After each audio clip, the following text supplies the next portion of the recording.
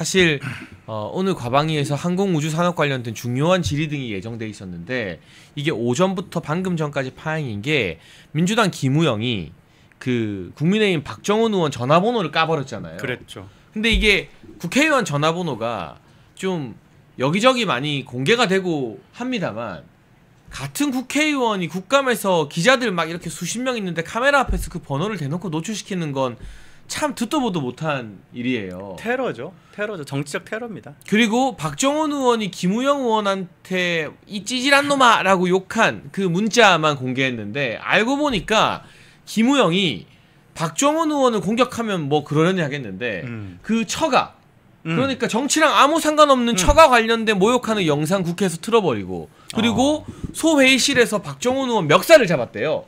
욕을 하고 또 욕설 문자를 다 보낸 자기가 보낸 욕설 문자는 다 삭제하고 그걸 공개했다는 거예요. 그렇죠. 그러니까 이거는 그러니까 박정훈 의원이 송파에서 막 친한계라서 제가 뭐 친한계 편들고 싶은 마음이 없는데 그걸 떠나서 해도 이 민주당의 김우영이라는 자가 너무한 짓을 하는 게 아닌가. 근데 그걸 가지고 뭐 욕설을 했니 뭐 문자 공개 핸드폰 번호를 공개한 일 가지고 금쪽 같은 오늘 하루를 과방위가 다 날렸어요. 이게 정말 말이 되는 짓입니까? 뭐 개인이? 말도 안 되는 거죠. 아니 사실 뭘 가지고 무슨 빌드업을 하려고 그 지금 자락을 까는지 알아. 다 알 것 같아. 알 것 같아. 그죠? 왜 처가 얘기하는지 알 것 같아요. 예. 그런데 그런 걸 할 때가 있고 장소가 있는 거죠. 지금 민주당한테도 사실 이 국정을 바로 세워야 할 의무가 있는 겁니다. 그럼요. 지금 이재명 정권에 대해서 제대로 견제하지 않으면 민주당이 다 뒤집었어요. 그럴 수밖에 없어요. 혹은 어떻게 보면 돕기 위해서라도 견제가 필요한 건데 전혀 그런 걸 하지 않고 민생은 전혀 관심 없는 거죠. 지금 얘네 싸우느라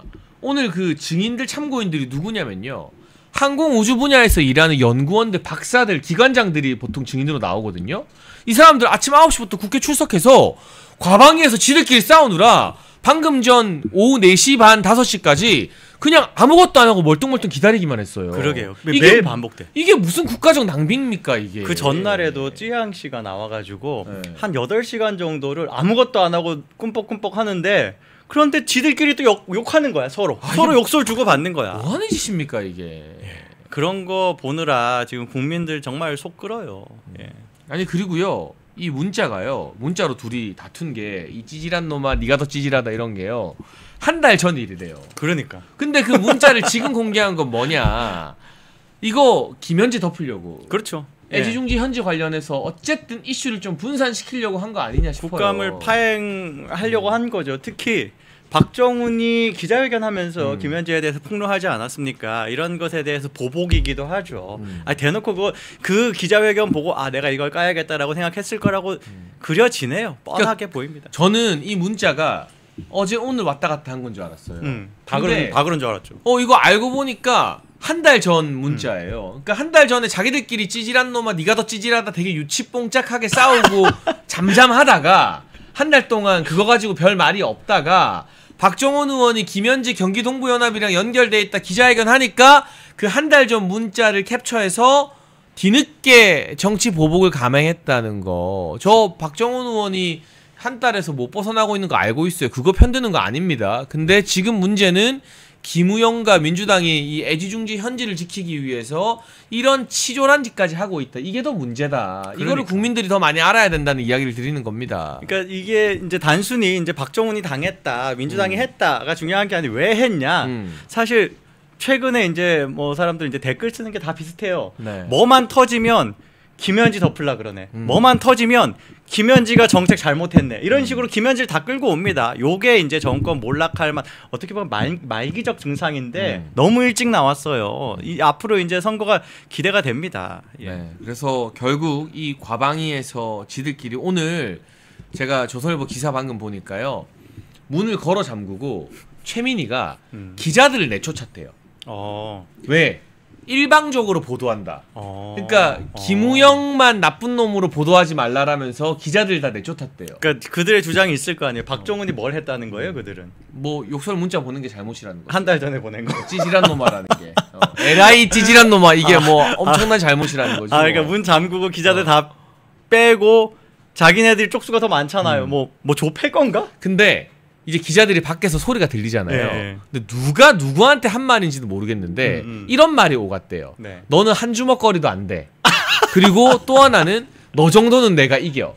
근데 이게 그냥 이게 저는 너무 부끄럽고 우리가 봤을 때는 언론이 다 민주당 편인데 조금이라도 김우영한테 비판했다고 언론을 쫓아내는 저 최민희도 정말 정신머리가 어떻게 되는지 모르겠고 이거 뭐 하자는 건지 제가 정치권에 있는 사람이고 여당 최고위원 했던 사람으로서 국회적 꼬라지가 너무 부끄럽고 손발이 오그라들어서 미칠 것 같아요. 진짜 까기 싫은데 진짜 까기 싫은데 박정훈 그렇게밖에 못 받아치나?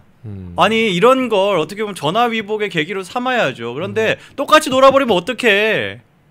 똑같이 놀면 안 돼요. 물론 이제 우리가 이제 뭐 이렇게 좀 뭐 화력이 좀 분산되면 안 되기 때문에 민주당에 대한 비판을 더 이제 하지만 근데 누가 한 말일까요? 한 주먹거리도 안 된다. 주고받은 거죠. 이게 너는 내가 이긴다 이게. 네. 한쪽이 하나면 뭐 그 반대쪽이 반대를 한 거죠. 둘 다 똑같이 지금 노는 겁니다. 진짜 대한민국 국회 여러분 진짜 지금 이 대한민국이 발전하기 위해서 가장 먼저 해야 될 일이 국회를 싹 쓸어버리고 청소하는 게 아닐까 싶습니다. 맞아요. 이 수준 낮은 인간들을 탈탈 털어서 대규모 한 70-80%는 바꾸는 게 그나마 대한민국을 위한 길이 아닐까 싶네요. 그 멸콩은요 너비다올 하고 선을 그어야 됩니다. 내가 그 말 안 해도 내가 말을 했어. 진짜 왜 그래? 나 몰라?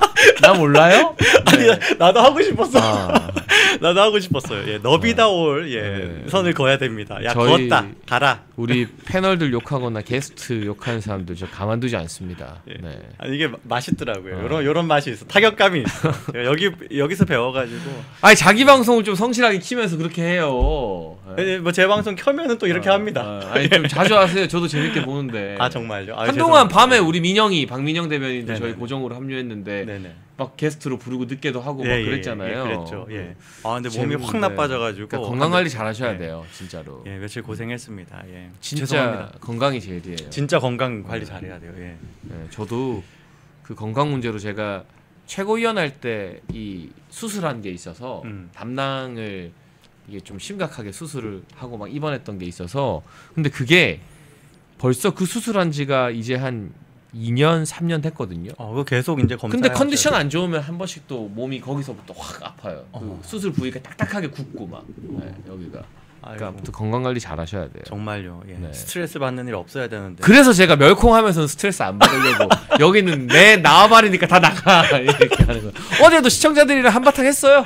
어제도 또 못 참고. 어제 내가 봤어. 방송 끝나고 무슨 생각하냐면 여러분 저도 이상한 사람 아니에요. 제가 막 여러분한테 호통치고 뭐라 한 다음에 좀 좋게 말할 걸, 좀 친절하게 설명할 걸 하다가도 자꾸 아닌 방향으로 물타기 댓글들이 올라오면 또 그걸 못 참고 성질을 뻐럭 내거든요. 근데 내고 나서 제 마음도 이렇게 어쨌든 좋지만은 않다. 좀 살살 말할 걸 저도 늘 그렇게 하면 좋을 것 같아요. 언제 날짜 정해가지고 대사면의 날을 한번 하는 거지. 네. 그래서 다시는 이제 그러지 마시라. 뭐 그렇게 하면은 좀 마음이 좀 지금 이제 가스라이팅 당해서 저기 제이환님 같은 경우는 왜 나한테 혼나는 게 왜 좋지 막 이러잖아. 야 누가 그러더라고요. 박민영이 야생마면 저보고 황설하고 열받으면 막 들이받는다고 그냥. 예, 좋습니다. 성질을 고쳐야 되는데. 아니 어제 방송 되게 재밌게 봤어요. 그렇죠. 예. 막 이제 뭐 그 박민영 대변인이 조곤조곤 말하지만 굉장히 비방용 발언들 많이 해요. 맞아요. 예를 들면 가발 강점기 같은 거. 그 제 방송에서 정규 방송도 아닌 제 방송에서 제가 당황해가지고 아차차 뭐 이렇게 하는 상황들. 예, 재밌어요. 그 민영이는 또 하루에 하나씩 페이스북에 한동훈 까는 글을 꾸준히 올리더라고요. 오늘도 하나 올렸던데. 오늘 그 지지율 조사 표를 올렸는데. 맞아요. 국민의힘 지지율이 그게 그 가발 강점기. 그러니까 한동훈이 대표하고 비대위원장하고 할 때 가발 강점기라고 저희가 표현을 하죠. 네.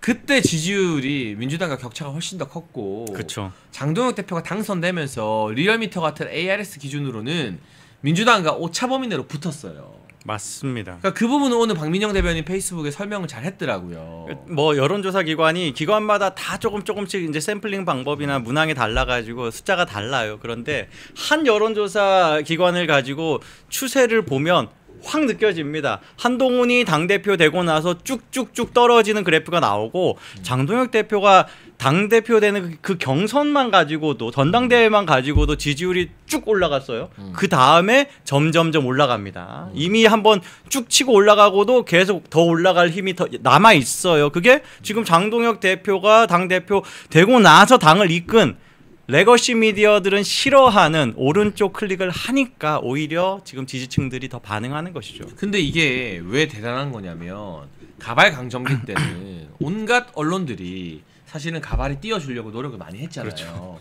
근데도 그 민주당과의 지지율 격차가 더 컸는데 지금 장동혁 대표는 기존 언론들의 엄청난 견제를 받고 있어요. 칭찬하고 이제 우군이 되어주는 매체가 하나도 없습니다. 하나도 없어요. 정말로 뉴미디어만 지금 하고 있는 거예요. 뉴미디어도 또 갈렸어. 근데 뚝심을 지키고 꿋꿋하게 자기 길을 가는데 ARS 기준으로 정당 지지율 격차 줄어들었다. 그리고 전화 면접에서도 MBS 참 마음에 안 드는 여론조사지만 대선 이후에 처음으로 민주당 지지율이 30%대로 추락했대요. 떨어졌어요. 이거는 예. 기사 많이 나고 있거든요. 예. 그러니까 이게 얼마나 어려운 일을 지금 장동혁 대표 체제에서 해내고 있는 겁니까? 그럼요. 그러니까 이게 사실 국민의힘이 제대로 역할 못하고 오른쪽에서 존재감이 없으면요.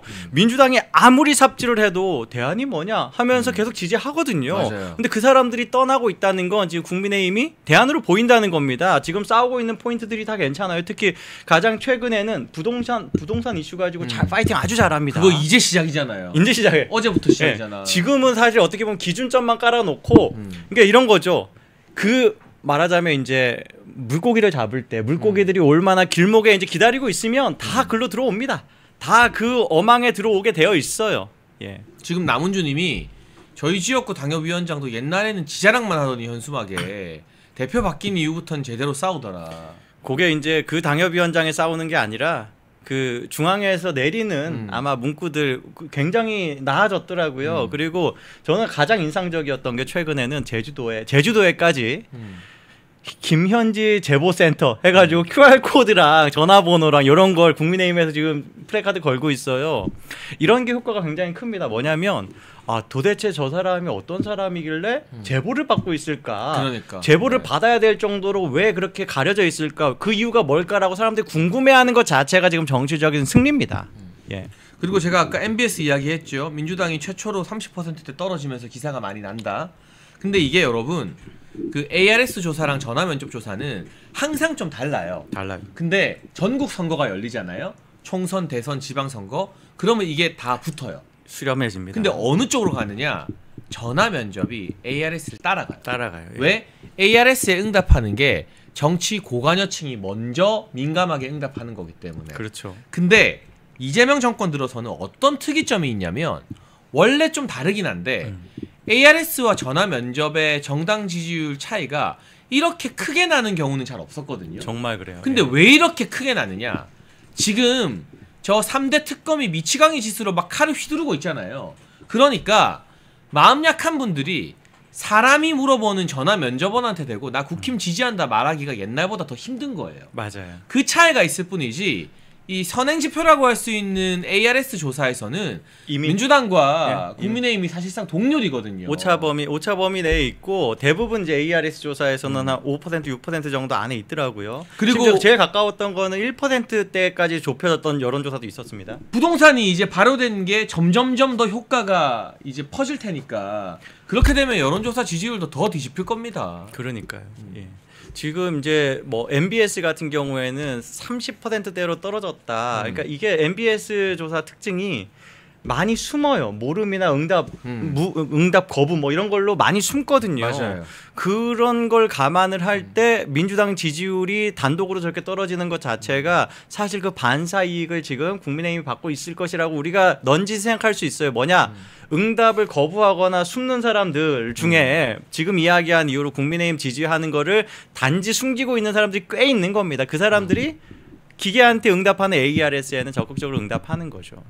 예. 그리고요 최근에 어떤 뉴스가 막 지금 나오고 있냐면요 국감에서 민주당과 이 정은경 지금 이재명 뒤에서 붙어서 그때 코로나 때 마스크 관리 하나도 못하고 하다가 뜬금없이 보건복지부 장관 됐잖아요. 그랬죠. 뭐 얼마 전부터는 중국 건보료가 흑자다 막 이랬는데 매일신문에 우리 또 최훈민 기자가 대박 특종을 하나 냈어요. 네.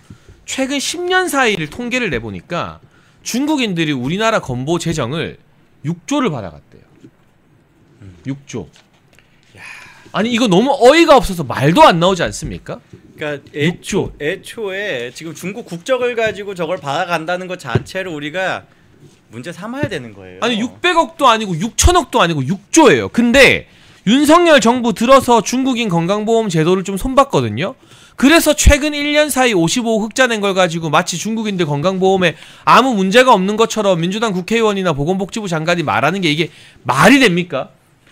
아니 이런 걸 그냥 이 어떤 문제 인식이나 이런 것들에 대한 뭐 어떤 공감이나 이런 거 없이 그냥 이야기하는 거잖아요. 저는 정은경 같은 사람은 이 사람 그 코로나 때 뭐 했던 사람입니까? 정말 다른 나라들은 전부 다 코로나가 그때 이제 초기에 발발했던 우한으로부터 오는 비행기를 일단 검역을 했습니다. 근데 그렇죠. 지금 대한민국은 그때 그거 하면 오히려 안 좋다라는 이상한 논리로 뻥 뚫어가지고 그때 대구부터 뚫리기 시작했잖아요. 맞아요. 그런 것들을 야기했던 그 모습 그대로인 거예요. 그러니까 대한민국 국민들 걱정 안 하는 거예요. 중국이 기분 나쁘지 않아야 된다라는 그 관점으로 지금 이런 것들을 다루고 있는 사람인 겁니다.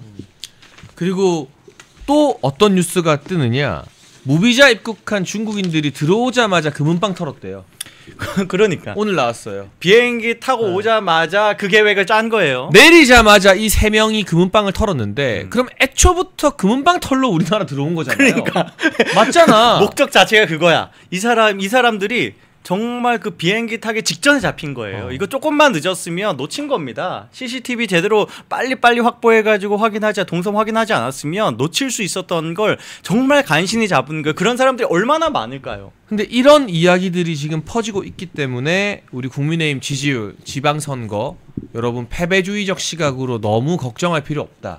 저는 어제도 말씀드렸지만 이 부동산 대책이 서울뿐만 아니라 지금 경기도민들 마음에도 불을 질러버렸거든요. 다들 열받아서 뚜껑이 열려버렸어.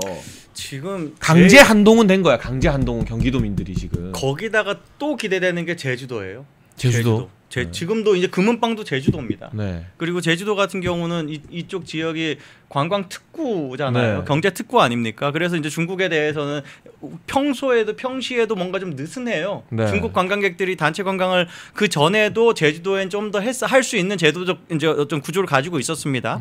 이런 것들이 이제는 이 제주 도민들이 신물이 나는 지경이에요. 오히려 이제 우리가 걱정해야 되는 건 지방선거기 때문에 이 제주도에 거주하면서 영주권을 가진 중국인들, 중국 국적자들이 어떻게 어떤 표심을 나타내는가 걱정해야 되는 상황인데 거기에 대한 거부감이 있을 겁니다. 대한민국 국민들이 지금 이런 어떤 치안 문제들 생기고 하루 이틀 일이 아니거든요. 제주도에서는. 여러분 1961년 1인당 국민소득 80달러, 지구상에서 가장 가난했던 대한민국을 경제대국으로 만든 구국의 지도자 박정희 대통령님. 국민이 잘 살고 잘 먹는 나라를 만들겠다는 일념으로 박정희 대통령께서 직접 집필한 전집 6권을 저희 멸콩TV가 새롭게 편집을 했습니다. 환신바이오 창립 8주년 기념으로요. 환신골드 한 세트 구매하는 고객께 이 6권이 있는 전집 한 세트를 특별 증정합니다. 아래 번호로 전화 주시고 건강도 챙기시고 박정희 대통령님 전집도 좋은 기회에 받으시면 좋겠습니다. 그러니까 이런 것들이 차곡차곡 쌓여서 이 전화면접 조사에서도 결국 지방선거 가까워질수록 국민의힘이 정권 1년차 때 반타작 이상 성공해내면 이재명 정부 거기서부터 그냥 무너져 버리는 거거든요. 그러니까요. 완전 조기 레임덕이 오는 거예요. 조금 오늘 이제 이슈가 왔다 갔다 하는데 부동산 이야기를 좀 해보면 오늘 그러니까 이런 거에 부동산 정책을 저렇게 하고 그리고 또 그 다음 상황 어떻게 될지 몰라요. 그런데 중요한 건 이걸 다루는 민주당의 입들이 어떤 말을 하느냐인데 원내대표가 오늘 자살 홈런 말로 홈런 쳐줬습니다. 빚 내서 집 사는 게 정상이냐? 빚 없이 집 사야 된다. 아니 그러면 이게 여러분 저도 부동산이 막 폭등하는 거 당연히 원하지 않죠. 폭락도 근데 국가 경제 망하게 만드는 길이에요. 아 그럼요. 예를 들면 10억짜리 아파트 5억 대출 받아서 산 사람들 그거 5억 떨어지잖아요. 그럼 다 거지 내는 거예요. 그러니까요. 그러니까 이게 부동산이라는 건 윤석열 정부 때 했던 것처럼 그리고 박근혜 정부 때 했던 것처럼 물가 상승률과 비슷한 수준 내지는 근소하게 물가 상승률보다 조금 더 상승하는 정도로 관리하는 게 최선이거든요. 너무 많이 올랐으면 이명박 정권이나 윤석열 정부처럼 오히려 마이너스여도 그게 건강한 거예요. 그걸 사람들이 감당할 수 있었습니다. 그래서 실제로 너무 많이 떨어져서 힘들어요도 없었고 너무 올라서 힘들어요도 없었어요. 이 두 정권, 박근혜 정권까지 세 정권이. 그런데 박근혜 정권은 그때 빚내서 집 사라는 거냐라고 덮어 씌워가지고 정치적으로 엄청 매타작을 했잖아요. 근데 그때 빚내서 집 산 사람들 다 부자됐어. 다 행복해졌습니다. 그 사람들 오히려 더 행복하게 해준 게 또 문재인 정권이기도 하고요. 그런 것들 생각하면 지금 이 사람이 그러니까 빚내서 집 사라는 거냐 혹은 빚내서 집 사지 않는 사회를 만들겠다라는 말이 얼마나 황당한 말이냐면 동서고금에 그런 적이 없어요. 그러니까 아프리카의 움집이 얼마인 줄 아세요? 임금으로 따지면 비슷해요. 10년 일해야지 살 수 있는 겁니다. 아프리카의 움집조차도 우리가 이제 전근대 시기의 움집조차도 그런 거예요.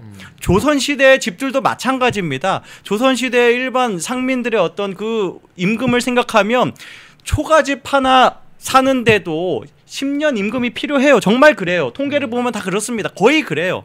그래서 지금 대한민국 소득 수준에 지금 이 가격에 맞는가만 따지면 되는 것이지 그걸 빚을 내서 사는 게 문제네 그런 이야기를 할 필요가 전혀 없는 것이거든요. 결과적으로 이렇게 빚을 못 내게 만들면 제가 어제도 말씀드렸지만 청년들 내 집 마련을 해야 되는 사람들 열심히 일해서 회사 다니고 뭐 사업하고 또 의사 변호사 돼서 돈 번 사람들은 계층 이동이 이제 영영 불가능해지고 맞아요. 부모님한테 10억, 20억 물려받을 수 있는 금수저들만 논하는 세상이 된 거거든요. 정말 그렇게 되는 겁니다. 근데 이 말을 꺼낸 김병기가 송파의 재건축 대상인 장미 아파트 지금 시세 호가가 한 35억에서 40억 한다고 해요. 이 장미 아파트를 지는 전세 주고 가지고 있어. 이게 정부가 하지 말라는 갭 투자잖아 일종의. 그 장미 아파트가 목격자 K 생가입니다. 아 그래요? 거기서 태어났어요. 아, 되게 유복한 집안이셨구나. 뭐 그때는 그랬는지 모르게. 그때는 사실 그렇지 않았어요. 저기가 그냥 복도식 아파트고 뭐 지금 와가지고 재건축 뭐 이러지만 1980년도에는 뭐 그냥 잘 사는 사람들은 오히려 강북 쪽에 많이 살았던 시절이죠. 그래서 물론 이제 저기가 지금 위치가 보면은 이제 한강변이고 좋아요. 근데 호가가 뭐 한 40억 한다면서요? 당연히 그렇죠. 근데 저게 재건축 되면은 막 60억, 80억 가는 거라면서요? 그럴 수 있는 거죠. 근데 그걸 김병기가 지가 실거주하지도 않으면서 전세해놓고 살아요. 지는 지역구 동작이잖아?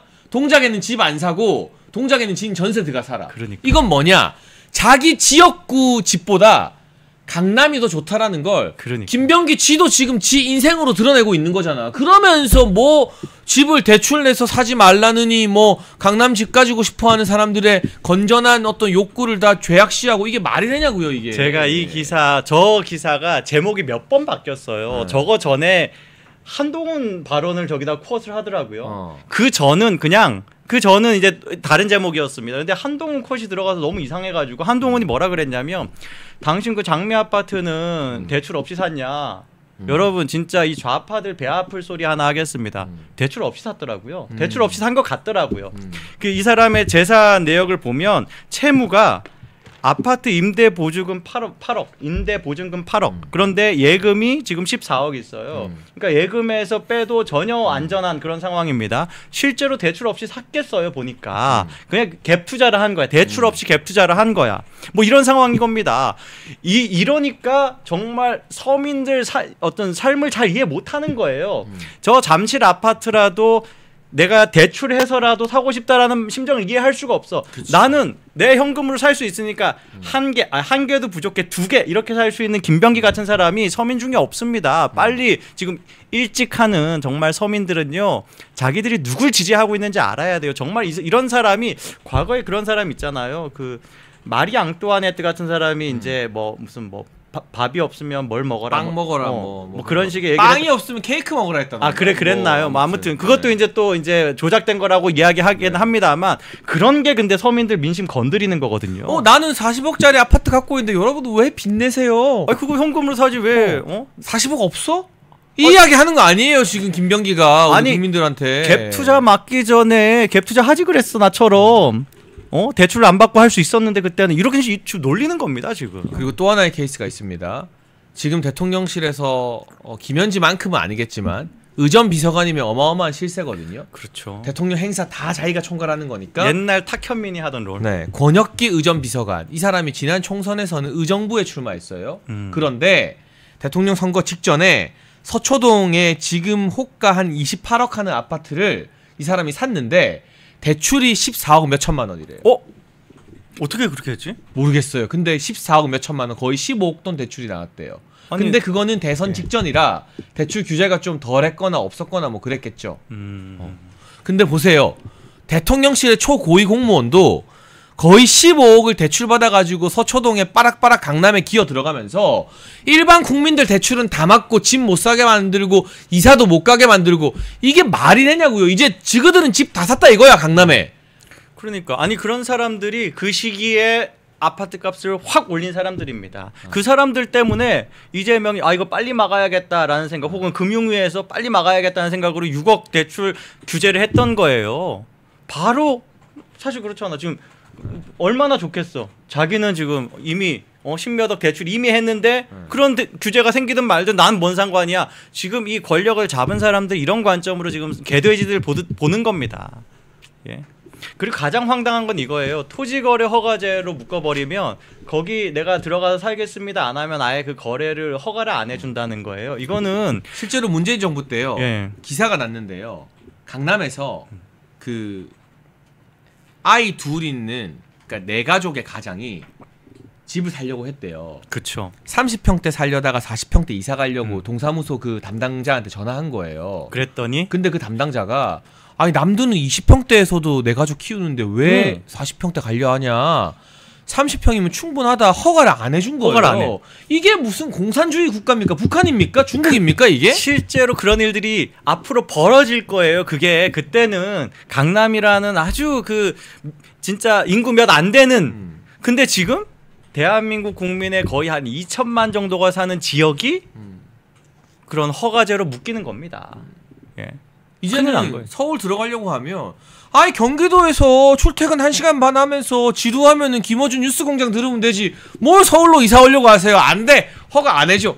못 가는 거예요. 그러니까 아니 지금 GTX 생기고 이제 좀 다닐만 하지 않어라고 하면서 허가 안 하겠어요. 근데 여러분 교통이 있는데 뭐 하려고 서울 살라 그래. 제가 어제도 말했잖아요. 이번 규제에 노도강, 그러니까 노원, 도봉, 강구, 금강구, 금천, 관악, 구로 다 민주당 지역이에요. 그렇죠. 광명, 수원, 용인, 안양 다 민주당 지역이에요.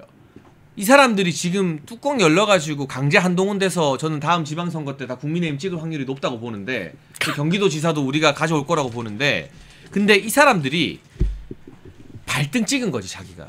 진짜로. 한편으로는 이재명이나 민주당 좌파 정부가 부동산 이렇게 할 줄 몰랐어? 한편으로는 아예 강남만 그렇게 하겠지. 강남만 조지겠지 했는데 아닌 거야. 경기도까지 다 가버리는 거잖아요. 그러니까 지금 제일 안타까운 멍청한 사람들이 누구냐? 일찍이고 무주택자인 거예요. 그러면서 그 해당하는 지역 주변에 살고 있는 사람들, 이 사람들 그리고 이제 거기에 이제 살고 싶거나 이제 사고 싶은 사람들, 자기네들이 뭘 했는지 알아야 되는 거예요. 예를 들면 자기가 지금 새 들어 살고 무주택자면 뭐 지금 이렇게 집값 떨어지는 거 지금 저 집주인들 불행해하는 거 나한테는 이득 아니야라는 생각을 지금 하고 있을 겁니다. 이게 전부 다 세를 올릴 거예요. 그리고 전세는 사라지고 월세를 엄청 올리게 될 겁니다. 그래서 이제 금리 인하인데도 그 금리가 인하가 되면 월세가 어떻게 보면 어떤 주거 비용이 낮아지는 효과가 나는데 그런 게 다 지금 소거되는 거예요. 그리고 이제 심지어 이제 이렇게까지 하더라고요. 임대차 보호법을 해가지고 3년 해가지고 9년 동안 하게 하자. 그 법안 발의됐어요. 기존에 지금 4년인데 그런 거 하면은 내가 행복할 것 같습니까? 아니에요. 이 완전히 새로운 계약을 해야만 하는 상황이 될 때 어마어마하게 많이 올라간 세금을 지금 월세를 내야 될 겁니다. 그렇게 될 수밖에 없어. 부동산 관련해서는 3박 4일을 이야기해도 모자란데 이게 제일 열받는 건 여러분 단순히 뭐 돈과 재산의 문제가 아니라 사회 구조를 망가뜨리는 정책이에요. 왜냐? 우리가 지금 출산율이 문제잖아요. 그렇죠. 근데 청년들이 결혼하고 애 낳고 잘 가정을 꾸리고 살려면 내가 오늘보다 5년 뒤, 10년 뒤에 더 잘 살 수 있다는 목표가 있어야 되잖아요. 그렇죠. 내가 지금은 집이 없어. 근데 청약 받아서 내 집 만들 거야. 첫 집은 경기도. 근데 두 번째는 열심히 살아서 서울의 강북으로 들어가고 그 다음에는 마포 갔다가 강남까지도 가볼 수 있지 않을까? 성공을 하든 못하든 그 꿈이 있어야 결혼도 하고 가정도 꾸리고 애도 낳고 사는 거예요. 그렇죠. 그리고 내 주변에서 그렇게 사다리 타고 올라가는 사람을 봐야 부럽고 배도 아프지만 나도 그렇게 되려고 열심히 살면서 사회가 발전하는 거거든요. 맞아. 돈 벌고. 근데 이제 거주 이전의 자유, 이사의 자유, 계층 이동의 자유가 다 박살내버렸어. 그러면 어떻게 되느냐? 똑똑해서 좋은 직장 들어가고 의사 변호사 하는 애들도 다 한탕주의 때문에 코인 같은 걸로 빠져버려. 네. 그게 지금처럼 시장이 좋을 때는 돈 좀 벌지 몰라도 나중에 한 방에다 청산되는 재산이거든요. 탱자 어차피 집 못 살고 어차피 이사 못 가고 어차피 나 강남 가는 거 불가능해졌는데 그냥 외제차 뽑고 뭐 명품 사고 술 먹고 코인이나 투자하고 이게요 나라의 건강성을 망치는 아주 본질적인 나라 망하게 만드는 규제 정책이라서 이게 너무 진지하고 깊은 이야기일지 몰라도 이래서 저는 그 세대기 때문에 저 같은 30대 후반들이 이제 집 살까 말까 고민하는 세대잖아요. 그렇죠. 그러니까 진짜 뚜껑이 열리는 거예요. 진짜로. 진짜 강제 한동은 당하는 겁니다. 이게 단순히 그냥 부동산과 재산의 문제만이 아니라 대한민국의 펀더멘탈 이 청년들의 어떤 정신세계를 망치는 악법이고 이 악한 규제인 겁니다. 이거는. 그러니까 이게 인생도 그렇고 뭐 사실 그렇잖아요. 야구도 그래요. 계산이 나와야 된다라고 이야기합니다. 뭔가 이렇게 어떤 뭐 선수 구성을 하거나 이런 거 할 때 그 플랜대로 지금 할 수 있어야지 그래야지 뭔가 어떤 한 시즌을 운영하고 하지. 근데 내 인생을 살아야 되는데 계산이 안 나와. 아무리 해도 내가 결혼했다간 인생 나락이야. 혹은 결혼을 해도 아이를 가졌다간 인생 나락이야. 그런 상황이 되어버리면 혹은 내가 아이를 낳는데 지금 다른 사람들은 다 서울 경기도 사는 것 같은데 나는 더 밀려가지고 평택보다 더 밀려서 충청도에 살아 막 천안에서 KTX 타고 다녀야 돼. 이런 상황들이 지금 말하자면 출산율을 낮추면 그게 이제 큰 수가 되어버리면 경제적으로도 어마어마한 후폭풍으로 오는 거예요. 나중에 세금 내줄 사람이 없습니다.